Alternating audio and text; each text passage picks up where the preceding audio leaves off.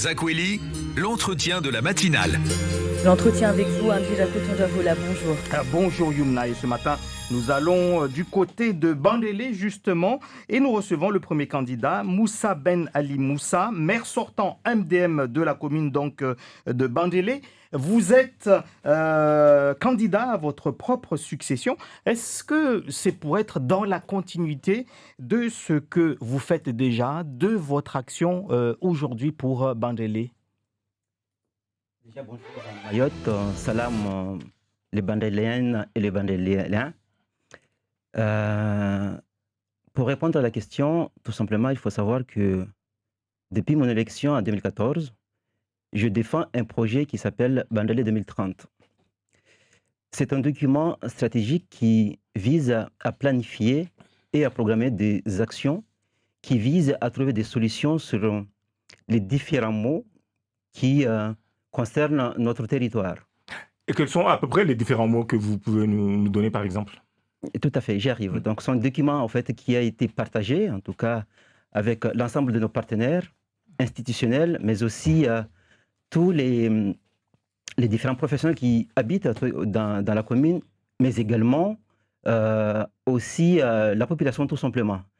Et bien sûr, on a eu la validation de ce document-là qui confirme ce que vous venez de dire d'ailleurs tout à l'heure, que c'est une commune en fait à vocation touristique, tout simplement. Donc quand on dit ça, quand on dit que c'est une commune touristique, ça veut dire que là, on met la barre très haute. Parce que quand on parle du tourisme, c'est un sujet très sensible et qu'on a besoin d'être excellent. C'est ça ce que ça veut dire. Donc, ce document en fait, qui a été partagé couvre tous les sujets. Dans ce document, on parle de l'amélioration du cadre de vie, on parle de l'habitat, on parle de l'environnement. Et ce sont les mots là, ce sont les mots en question. Et tout à fait. On parle aussi au fait de tout ce qui est, moi j'appelle réussite éducative. Et vous en êtes où par rapport à ce document? Est-ce que vous avez déjà amorcé quelque chose depuis 2014 ou vous êtes en chemin ou vous en êtes où par rapport à ce document?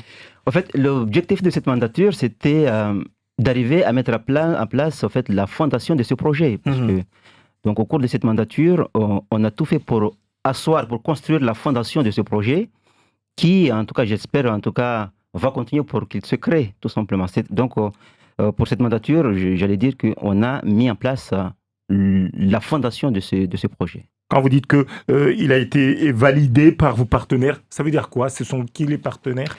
Alors, en fait, ça veut dire que c'est un projet en fait, il faut dire hein, qui a duré 1 an dans son élaboration. On a associé l'ensemble de nos partenaires, aussi bien institutionnels, tout ce qui concerne en tout cas l'État, mais également tous les partenaires du département, pour justement faciliter les démarches qui vont venir après.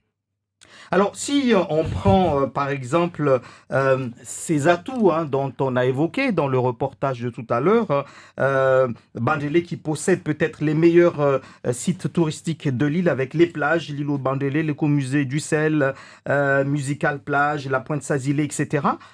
Pourquoi est-ce que tout ce patrimoine n'est pas assez valorisé, n'est pas mis en valeur? On se rend compte qu'il y a un potentiel, mais ça fait des années qu'on reste dans ce potentiel touristique, alors que vous avez les outils là. C'est ce que j'avais dit tout à l'heure, parce qu'on ne peut pas construire sans avoir un plan au préalable.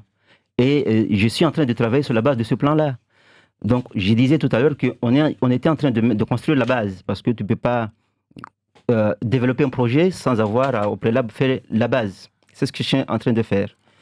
S'agissant comme on parle du tourisme, moi je crois qu'il faut commencer tout simplement par éduquer la population. Ça c'est important. Ça veut dire quoi? Éduquer la population, pour moi, on a ce qu'on appelle, en tout cas, un paragraphe qui s'appelle réussite éducative. Et ça c'est un package en fait. Quand on parle de réussite éducative, on peut parler de tout. On peut parler déjà de construction scolaire parce que, comme vous le savez, en tout cas, c'est un sujet qui revient souvent, en tout cas dans les médias.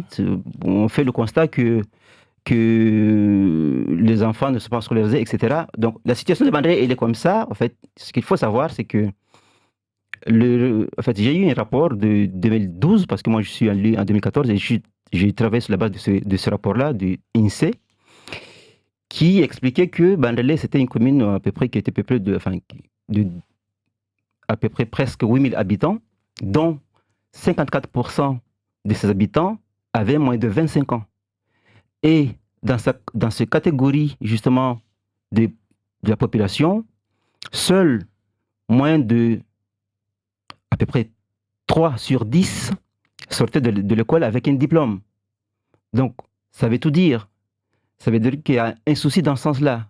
À part de là, on a réfléchi sur les solutions possibles pour améliorer cette situation. C'est quoi les solutions qu'on a envisagées? La première solution, on s'est dit tout simplement faire un état de lieu de nos écoles, tout simplement. Parce que c'est ça ce que ça veut dire. Donc on a constaté qu'il y avait un problème tout simplement de mise aux normes, ça c'est la première chose, des écoles. On avait un problème de rotation qui existait, ça veut dire qu'on n'avait pas suffisamment de salles de classe, mais aussi on n'avait pas les outils nécessaires pour tout simplement être en règle, parce qu'on nous demande de mettre en place... Sur ce point-là, vous êtes arrivé à votre objectif? J'arrive. Donc, concernant déjà les mises aux normes, donc je dirais aujourd'hui on est à 90% au niveau de nos écoles. 90% des écoles sont aux normes aujourd'hui. S'agissant du rattrapage, en fait, de la lutte contre les rythmes, enfin non, les rotations. Les rotations, là on y est en cours, parce qu'il faut rappeler que les besoins réels, en tout cas en termes de construction et de mise en norme des écoles, on l'a estimé à 50 millions d'euros. Il faut savoir que l'enveloppe, en tout cas disponible ici à Mayotte, pas qu'à Bandrélé, mais à Mayotte, pour financer ce genre de travaux, au début il était à 10 millions d'euros, il a un petit peu évolué jusqu'à 20 millions, c'est pour toute l'île. Après, là, apparemment, on nous annonce que ça va encore améliorer. Donc, pour dire que c'est pas simple, mais on se bat. Au jour d'aujourd'hui, je peux dire qu'on a investi 15 millions d'euros dans ce domaine. Justement, à propos d'argent, vous nous avez dit que vous avez le projet Bandrélé 2030, que vous avez lancé des projets, etc. Et comment vous allez les financer? Déjà, j'aimerais bien continuer avant de dire les... Parce on a une minute, on n'a pas le temps. Donc, alors, pour le financer, c'est très facile. Pour moi, c'est pas un problème de financement.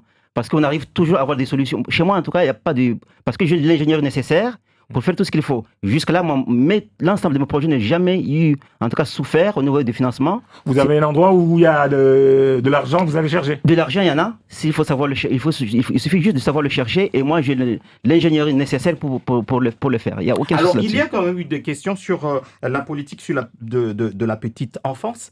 On ne parle jamais des crèches. Si, d'ailleurs, je vous invite à l'inauguration de ma première crèche, je crois, en tout cas, au courant février. Après, il y a 2 projets de crèche qui vont se faire bientôt à Mtsamoudou. Donc, j'y travaille. Merci à vous d'avoir accepté notre invitation.